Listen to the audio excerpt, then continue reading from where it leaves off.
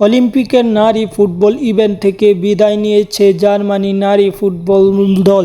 গতরাতে জার্মানি নারী ফুটবল দল মুখোমুখি হয়েছিল সেমিফাইনালে ইউএসএ নারী ফুটবল দলের বিপক্ষে, এবং ইউএসএ এবং জার্মানির মধ্যকার এই ম্যাচটি অত্যন্ত প্রতিদ্বন্দ্বিপূর্ণ একটি ম্যাচ হয়েছে এবং শেষ ম্যাচ জার্মানিকে কাঁদিয়ে ইউএসএ ফাইনালে চলে গেল নারী ফুটবল অলিম্পিকের।